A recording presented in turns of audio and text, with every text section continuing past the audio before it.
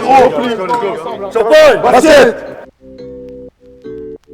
Je voulais vous féliciter parce que ce que vous avez envoyé depuis ce matin, sur une rotation courte, en 4x8 ou 6 un petit peu, c'est costaud.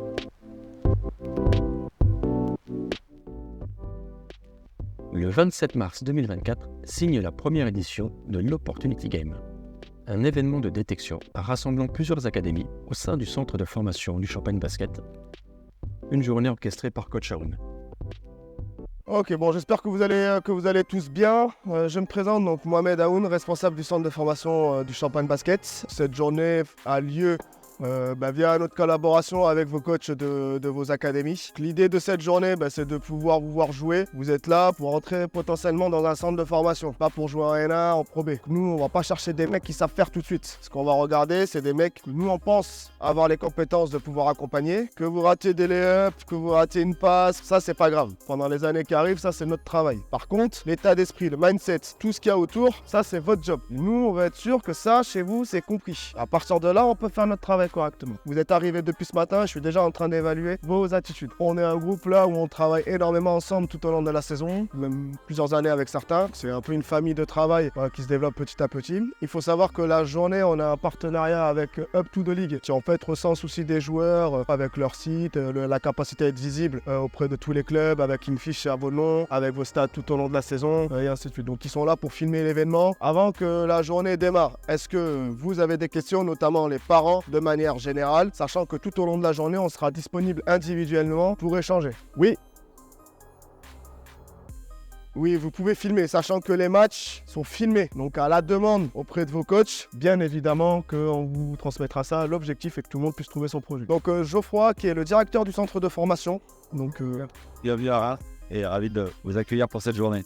Bon, écoutez, passez une bonne journée en tout cas. C'est déjà super de faire l'effort d'être là. Je sais qu'il y en a plusieurs qui ont déjà fait plusieurs détections. Donc déjà, ça c'est un step par rapport à ceux qui ne le font pas. Vous pouvez être fiers déjà d'entamer un processus qui pourra vous servir tout au long de votre vie. Là, on va démarrer le premier game. Le préparateur physique va gérer l'échauffement. Donc premier match, c'est Lefty Capsule. Donc je vais demander aux joueurs de Lefty de Capsule d'aller sur le terrain. Gabin va gérer l'échauffement.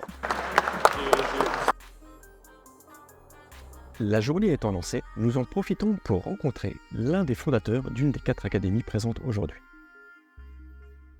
Écoutez, je m'appelle Mitch, je suis le fondateur de Capsule Basketball Academy, je suis un ancien joueur de haut niveau. J'ai créé l'académie pour permettre justement à des jeunes joueurs qui ont un potentiel à pouvoir être vus, parce que le vivier parisien est beaucoup trop large et je les aide justement à sortir de leur zone de confort et pas rester que sur Paris. Avec ce projet, quel est ton objectif de départ ? C'était de leur apprendre à travailler de l'intérieur en qualité et pas en quantité, apprendre à gérer mieux leurs émotions sur le terrain et en dehors des terrains. On apporte un accompagnement, que ce soit sur la partie basket et extérieur basket. Donc sur la partie extérieure basket, c'est vraiment comment on va sur l'environnement du joueur.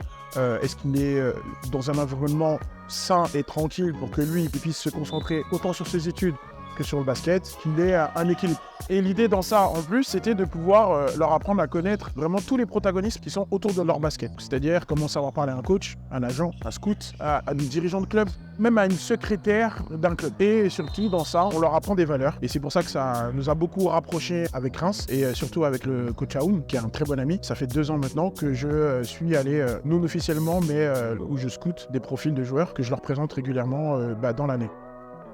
Et comment tu te projettes ? L'autre idée là aujourd'hui, ça serait de pouvoir pas se focaliser que sur les centres de formation, parce qu'on pense que c'est pas une finalité en soi. Il y a d'autres structures qui sont intéressantes. Là, on développe beaucoup sur des doubles projets type N3 avec une équipe première comme N2 ou N1. Et là, ils peuvent se développer autant que s'ils étaient en centre de formation. Mais ils sont tout de suite confrontés à des messieurs qui ont une trentaine d'années. Et là, ils arrivent à s'étoffer physiquement, à avoir une structure basket plus réfléchie, gérer entre l'intuitif et l'émotion pour après se dire voilà, je perds pas de ma ferveur et de ma naïveté dans le feeling que j'ai avec le basket, et derrière ça j'apporte tout mon IQ basket que j'ai dans l'expérience que je prends avec les grands. Dans ton cas, comment s'est effectué le recrutement ? J'ai été scouté sur un playground. Avec les défauts ou ce qu'ils ont vu, l'idée est venue de là. De la manière de scouter, et ça s'est développé après, et puis après il faut vivre avec son temps et la partie numérique. C'est multifare pour scouter, parce que grâce à vous et grâce à d'autres entités comme reportage gradin et autres, on voit des profils qu'on ne pourrait pas approcher tout de suite. On parle vite fait, ça match pas, c'est pas grave. Le vivier est beaucoup trop grand pour qu'on se prenne la tête à se dire on veut qu'un seul joueur, surtout celui de Paris. ton avis, c'est quoi le point fort de cette journée? Ça reste toujours dans cette logique de montrer le plus de jeunes qui passent, donc, comme tu le disais, sous les radars, or qu'ils ont le talent. C'est pas mettre en place ce type d'événement pour forcer un peu les clubs, mais c'est pour vous dire, regardez, il y a quelqu'un d'autre, vous êtes passé à côté. Donc, on fait quoi? Il y a une valeur ajoutée des deux côtés. Autant on aide les jeunes à pouvoir se mettre en valeur et montrer leur potentiel, ça permet aussi au centre de formation, et je donnerais vraiment force au centre de formation d'ouvrir aussi leur chakra par rapport à des structures comme nous, parce qu'on leur enlève une épine du pied en termes de filtrage sur des détections. Les premières détections qui sont vues par les centres de formation, c'est toujours les pôles ou l'INSEP. Je leur pose la question, et les autres? Les autres sont mis dans une masse, et dans cette masse, quand tu reçois 80 mecs dans une salle, tu peux pas détecter correctement. Et c'est là où nous, on a trouvé la niche de s'imbriquer là-dessus et de se dire, bon, nous, on va vous aider, on va filtrer tout ça et vous apporter les meilleurs profils. Quand on apporte les meilleurs profils, ça emmène cet événement. Et comment ça se passe avec Mo?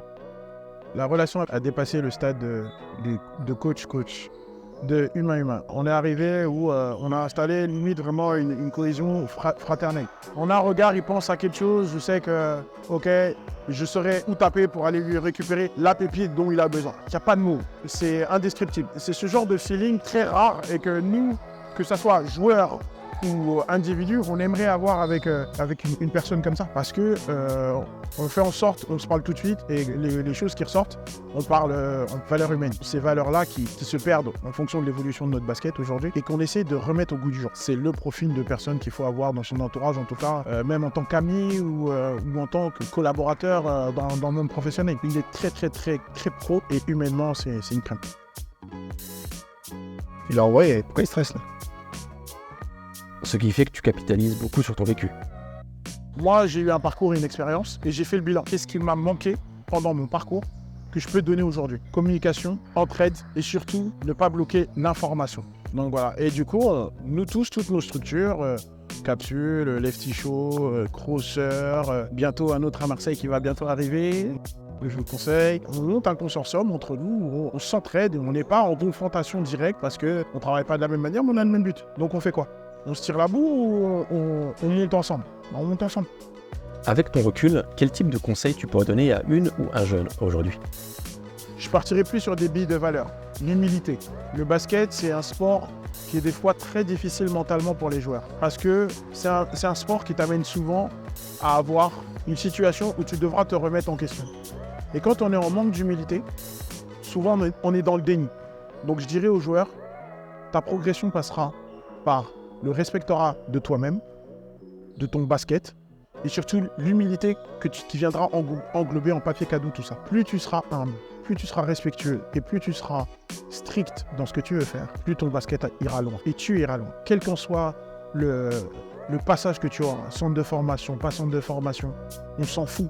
Tant que toi, en tant qu'humain, tu véhicules la bonne vibe et ton vrai basket, le basket que tu connais, toi, avec l'entourage qui est autour, qui justement vont t'emmener dans ce sens-là. Ah moi? T'es sûr? Je te vois stressé. T'es fatigué? Ouais. Bon, alors repose-toi alors, d'accord? No stress, tranquille. Ok mon grand, ça va les gars? Ouais, physiquement ça va? Ouais, bien dans les attitudes les gars, très bien. 2-3 petites choses par rapport à ce que j'ai pu voir ce matin. Je tenais à vous remercier parce que franchement, il y a un niveau d'intensité sur le terrain qui est quand même fou. Les responsables d'académie avec qui je travaille le savent que c'est quelque chose que j'aime beaucoup. L'impact, l'engagement, l'intensité pendant 40 minutes, les séances d'entraînement, ça tabasse, on envoie fort. Il y a des profils de joueurs qui correspondent un peu à cette philosophie-là. Mais malgré tout, il faut avoir envie de le faire et il faut le faire. Je voulais vous féliciter parce que ce que vous avez envoyé depuis ce matin, sur une rotation courte, en 4x8 ou 6 un petit peu, c'est costaud. Donc déjà, vous pouvez être vraiment faire de vous. Dans l'intensité, il faut y mettre en face un niveau d'exigence technique. J'en suis sûr et certain, on vous a déjà dit, attention, manque de contrôle. Ça veut dire quoi le contrôle? Le contrôle, c'est réussir à mettre le niveau technique en face d'un niveau d'intensité très élevé. Et souvent, quand on vous dit vous manquez de contrôle, c'est que le niveau d'intensité prend le bas sur la technique. Donc là, je vous alerte l'après-midi parce que vous allez être un peu fatigué, parce que forcément vous avez envie de prouver certaines choses et donc le manque de contrôle peut générer des blessures derrière. Et l'objectif, c'est que vous ne soyez pas blessé. Parce que si vous êtes blessé, vous êtes en dehors des terrains et vous ne pouvez pas travailler. Le deuxième point, qu'on soit aussi un peu d'accord sur la philosophie de jeu, je suis plutôt un coach espagnol. Je suis pas très US. Donc dribbling,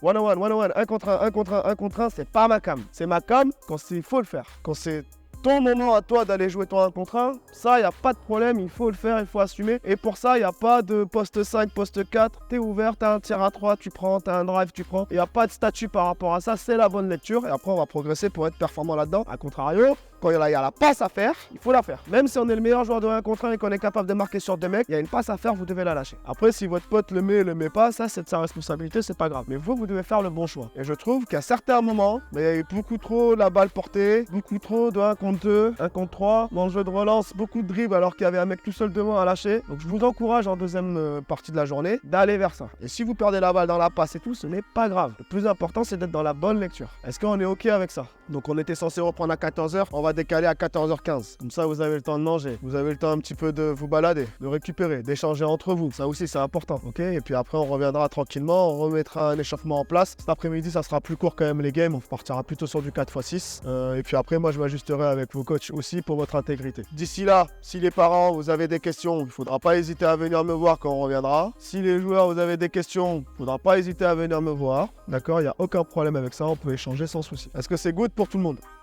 Yes? Ok, bah alors bon appétit et bah à tout à l'heure. Ok? Bon.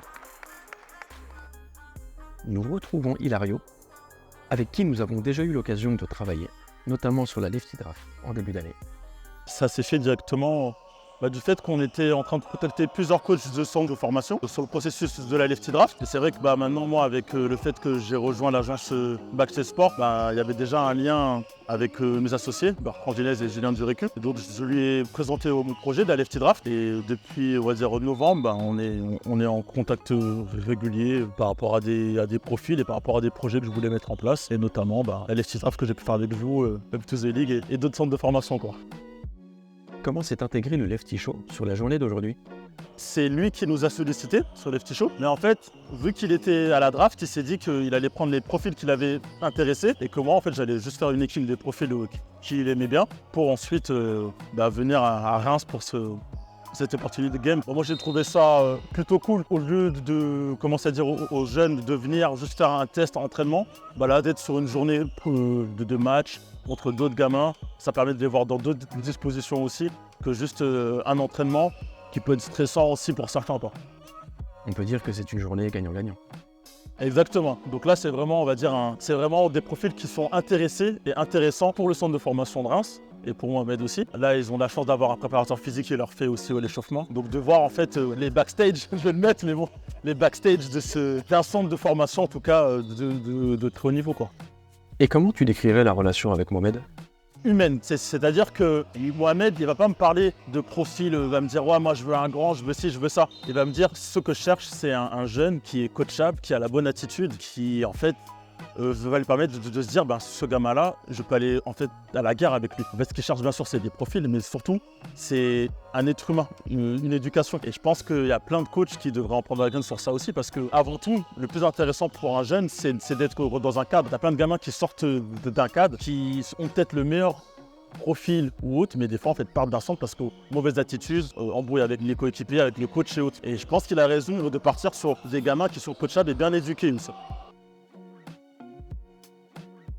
Le monde du basket est très petit, c'est-à-dire qu'il se passe un truc dans un club, tout le monde le saura au bout du compte parce que tout le monde se parle, c'est un réseau. Et l'éducation pour moi et les valeurs, c'est la chose la plus importante. Et je pense qu'on a de très très bons exemples avec Wembanyama, Zachary Rizaché aussi, qui sont des talents générationnels.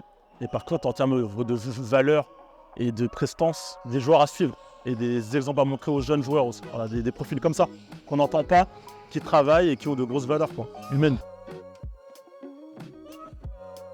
Ils ont passé un cap et je pense qu'à l'âge des gamins de maintenant et que j'ai actuellement, ils savaient déjà qu'ils voulaient être joueurs professionnels, mais ils avaient cette humilité et cette valeur qui fait que tu te dis, ce gamin-là, en fait, je peux même l'amener avec moi en pro à 15, 16, 17 ans parce qu'il sera le même et malgré le contexte de pression ou autre, il restera le même, quoi. Et je pense que c'est très important et Mo, en tout cas, je trouve qu'il prône ça sur le recrutement. C'est les premières questions qu'il me pose aussi, quoi. Comment est les gamins en dehors, est-ce que l'école ça se passe bien? L'environnement, c'est ultra important, quoi. Et vous êtes fréquemment en contact? On s'appelle de temps en temps aussi. Souvent, bon, voilà, c'est soit parce qu'ils me demandent des informations sur un jeune, soit pour échanger tout au cours, comment ça se passe avec le à Reims aussi, les résultats qu'il peut faire en espoir. C'est vraiment une relation qu'on commence à construire aussi. Et il fait partie des jeunes coachs qui commencent à grandir. Et par rapport au projet qu'on a avec les FT Show, c'est intéressant parce que c'est un réseau qu'on se crée avec ce genre de coach qu'on sait qu'on va peut-être avoir tout au long de notre projet, quoi. Sur le long terme, comment tu entrevois la collaboration de toutes ces académies? C'est un fil rouge, la Crosser League, la Lefty Draft. Maintenant, j'espère que ce projet-là va porter ses fruits pour autre chose aussi. Et en espérant que Capsule aussi crée quelque chose pour qu'on puisse créer une sorte de communauté et de fil rouge qui permettent à des jeunes de s'identifier, quoi, et de permettre de se faire détecter ou autre. C'est appréciable et c'est cool, c'est vrai que c'est cool. Et pour terminer, quelle est la prochaine échéance du Lefty Show? La Grande Laverie, donc c'est un tournoi à Marseille, une Summer League de une semaine en juillet, donc U21 et U18. Donc pareil, on retrouvera Crosser, Capsule et d'autres. Une équipe marseillaise et d'autres équipes aussi. Bonne chance pour la suite des événements. Merci. Parfait. Merci à vous les gars et continuez ce que vous faites en tout cas. La journée touche presque à sa fin. Plusieurs petites choses. La première, c'est vous redire encore félicitations pour votre engagement. Parce que malgré tout ce que vous avez envoyé ce matin, c'était très costaud.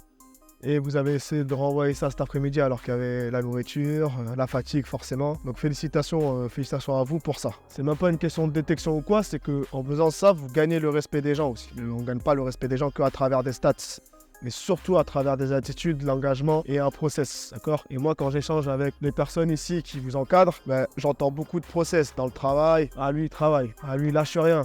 Ah, il y a des mecs qui font des kilomètres, tu viens de Toulouse, donc ça vient de Belgique, donc il y a plein de choses qui se passent. Il y a des gars là que je connais d'un peu avant qui venaient du Sénégal, donc c'est une histoire, c'est une grosse histoire et c'est une grosse aventure ce que vous êtes en train de faire. Et il n'y en a pas beaucoup de votre âge dans la vie de tous les jours qui sont capables de faire ce que vous êtes en train de faire. Donc, au-delà d'être pris, pas pris dans un centre de formation, ça c'est quelque chose qui n'est dû qu'à vous, c'est que grâce à vous, ça c'est la première chose. Deuxième chose, c'est un peu balayer les idées reçues des centres de formation. Il n'y a pas qu'une seule façon d'y arriver. Je peux vous citer 7-8 joueurs qui sont passés entre les mains du coach pro ici et moi à Boulazac, qui sont surtout pas passés que par le centre de formation, mais derrière par la Nationale 3, Nationale 2, Nationale 1, Pro B l'année dernière, il y a 2 ans, qui a fini MVP, Betclic depuis 2 ans et qui est pas loin d'être un des meilleurs pivots ici français en Betclic. Le meilleur chemin, c'est celui qui correspond à votre process. Aujourd'hui, en France, on a de la chance d'avoir plein de moyens pour y arriver. La chose la plus importante, c'est pas je veux rentrer en centre de formation, c'est pourquoi je veux rentrer en centre de formation. C'est pas un but, c'est pas une fin en soi de rentrer en centre de formation. Si c'est que ça, finalement, au bout d'un certain nombre d'années, c'est fini le centre de formation. D'accord? C'est un moyen pour atteindre un objectif.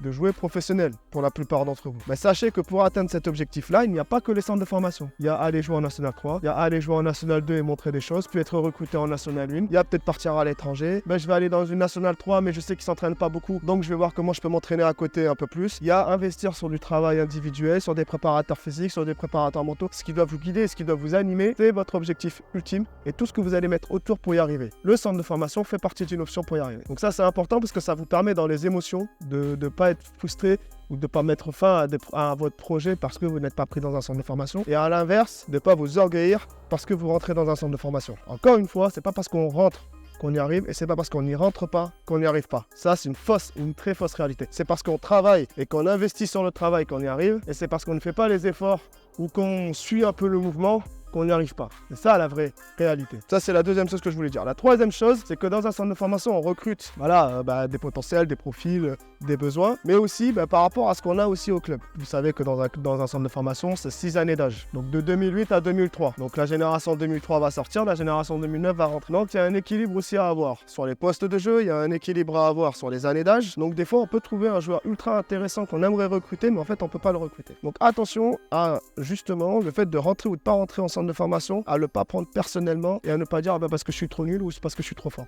Ça c'est un faux jugement, une fausse évaluation. Et c'est important que vous entendiez ça parce que peu importe ce qui va se passer aujourd'hui, au vu de votre motivation, au vu de ce que vous avez dégagé tous individuellement aujourd'hui, vous devez continuer à croire en ce que vous voulez faire parce que n'importe quel joueur ici qui est en face de moi a la capacité de pouvoir atteindre son objectif. Et ensuite, nous on a des besoins. Donc là, ce qui va se passer, c'est qu'on a sélectionné 12 joueurs en tout pour terminer sur un dernier match. Donc nous, on va regarder un peu plus précisément ces joueurs-là de par leur année l'année d'âge, de par leur profil, de par plein de questions que nous aussi on peut se poser. Les autres joueurs qui ne sont pas sélectionnés sur ce game-là, on va pas vous faire attendre 3 semaines pour vous dire on va vous envoyer un mail, ceci, cela, et vous êtes en train d'attendre. Ça veut dire que nous, on continuera pas l'aventure. Si vous avez d'autres détections, si vous avez des réponses à donner, ben vous pouvez déjà vous projeter. Parce qu'on est OK avec ça. D'accord? C'est-à-dire que là, il va y avoir les joueurs qui vont être appelés, les joueurs qui ne vont pas être appelés, les parents et les joueurs. On peut s'entretenir, on peut échanger. Qu'est-ce qui n'a pas été ou autre? C'est pas le genre de question que j'attends. Pour moi, encore une fois, dans un centre de formation, on n'évalue pas ce que vous êtes capable ou pas capable de faire. Par contre, comment on peut s'orienter vers d'autres clubs? Comment on peut prendre contact? Est-ce que vous avez des numéros de centres de formation qu'on pourrait contacter? Est-ce qu'on peut utiliser le fait que vous nous avez vu, que vous avez trouvé plutôt intéressant notre enfant, mais que vous ne pouvez pas le recruter pour mettre en avant? Nous, les responsables de centre de formation, on se connaît,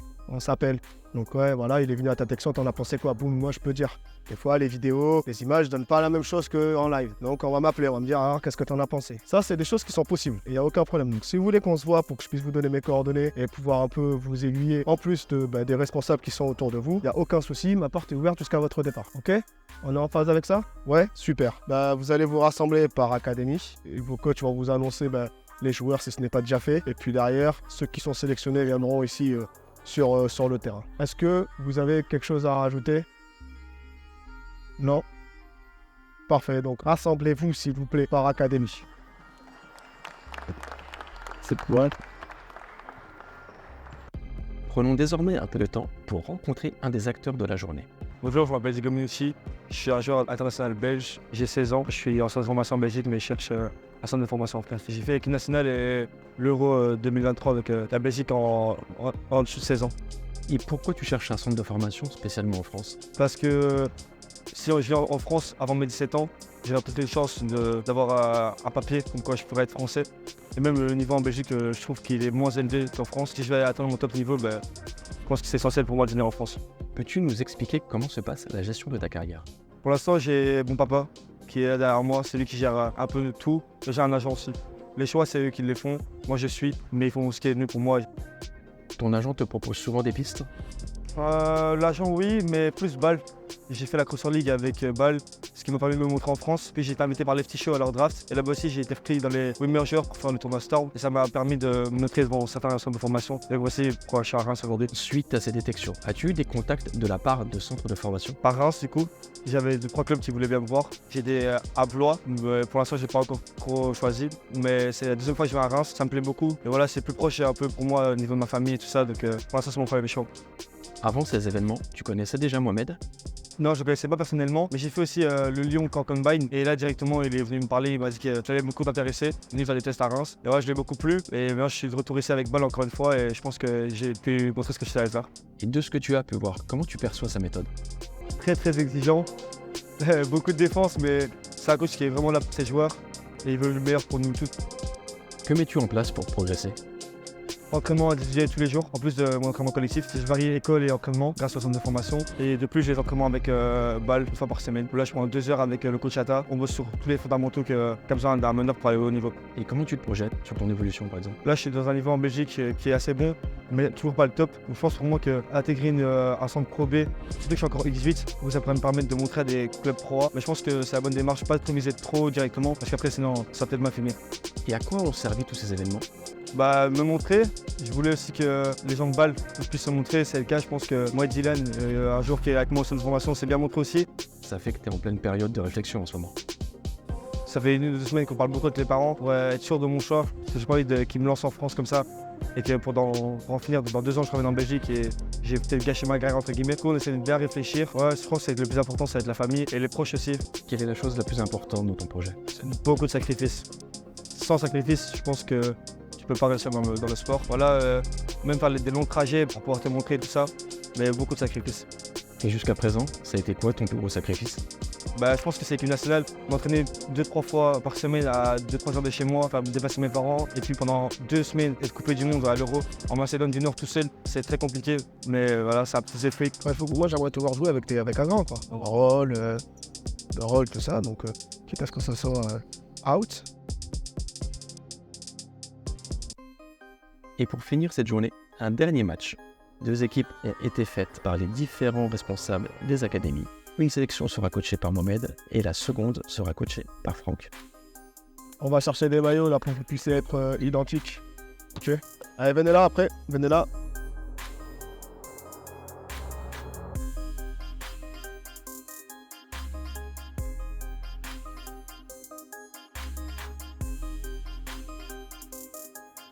Donc l'idée là de ce match, c'est pas la peine de rentrer dans un jeu de 1 contre 1, d'accord. Les équipes sont assez équilibrées, il y a des joueurs intérieurs, il y a des meneurs, il y a des arrières, d'accord. Donc l'idée, d'accord, c'est de trouver plutôt du jeu simple.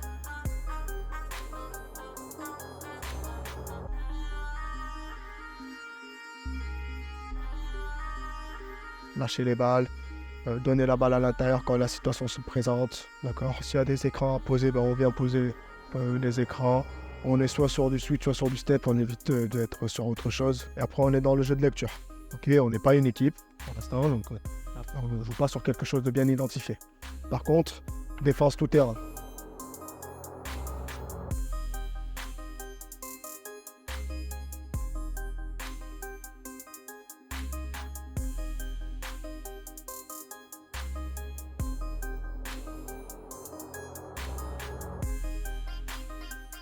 Même si vous êtes fatigué. La défense, on n'est pas là à 10 mètres. Pression sur la balle tout le match. Quitte à ce que le mec passe par la ligne médiane, c'est pas un problème. Pression, box out.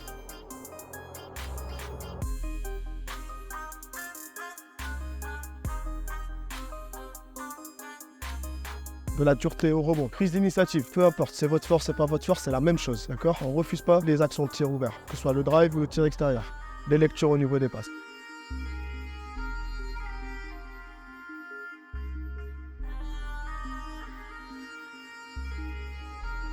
Sur 2 x 10, on aura terminé la journée là-dessus, ok? Allez, je vous laisse vous rassembler. L'échauffement et la préparation avant les matchs a été prise en charge par Gabin.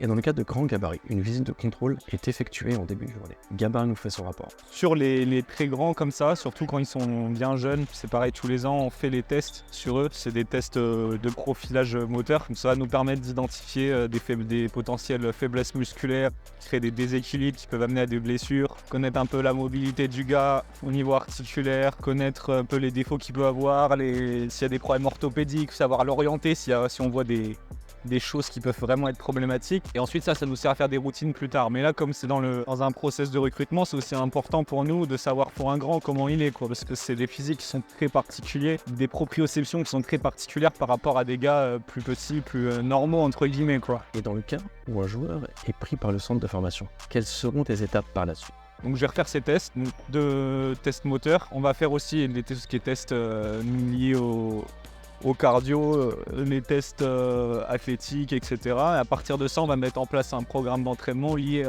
aussi à lui, ce qu'il va faire au centre, c'est la entrée première année U18 et ses objectifs, quoi. Alors coach, ton avis sur la journée? Très belle journée. On a collaboré avec les académies tout au long de la saison pour vraiment créer des équipes avec des profils de joueurs à la fois dans les postes, dans les années d'âge et dans l'état d'esprit qui pouvaient nous correspondre. C'est donc vraiment de qualité. Donc ça, c'est la première chose. La deuxième chose, c'est que les jeunes, ils ont fait les choses à fond et tout. Donc ça a rendu aussi sur le terrain quelque chose de très sympa. Et puis c'est un moment aussi de se retrouver des acteurs du basket. Donc ouais, c'était vraiment intéressant et à refaire. Il y avait des joueurs de Paris, de Toulouse, de Poitiers, de Belgique. On sait que c'est compliqué financièrement aussi pour certains gamins de pouvoir venir, notamment en Île-de-France par exemple. Et souvent, ils refusent des essais, ainsi de suite, à cause de ça. Et le fait qu'il y ait des détections sur Paris, que par exemple Lefty ait créé son équipe avec vraiment les critères de recherche et que finalement c'est lui qui les emmène, ça balaye aussi cette problématique financière. L'idée, c'était vraiment de cibler des joueurs qui sont hors cadre, on va dire, logique, un peu de détection, Pôle Espoir, tout ça. Et donc ces enfants-là, généralement, soit ils n'ont pas les moyens, soit ils ne connaissent pas comment ça marche et tout ça. Donc avoir des personnes un peu comme ça, un peu comme des agents aussi. Du coup, les agents, ils ont quand même des joueurs un peu plus habitués à ce process-là. Attention, il y a un travail en amont qui a été fait aussi. C'est-à-dire que les joueurs qui ont été amenés, il y a eu aussi tout un diagnostic qui a été fait en amont. Donc, est-ce que c'est des joueurs c'est stable, un peu à la maison? Est-ce que scolairement, c'est des joueurs qui ça va dans leur entraînabilité, dans leur attitude, dans leur posture? Est-ce que c'est des joueurs qui rentrent dans le cadre que moi j'ai défini? Et donc du coup, comme tout ça c'est balayé, souvent moi dans les détections, quand je connais pas par exemple des joueurs, quand je vais regarder des matchs par exemple, je regarde que ça. Donc ça on a balayé, donc finalement il reste plus que le basket. Parce que là on avait 40 jeunes qui rentraient dans la philosophie d'entraînement, de profil de jeu, tout ça. Et donc dans ces 40 joueurs, on avait là les joueurs qui pouvaient... nous laisser croire, parce qu'on n'est pas, il faut rester humble avec ça, nous laisser croire qu'on pourrait aller assez loin dans le futur. Voilà.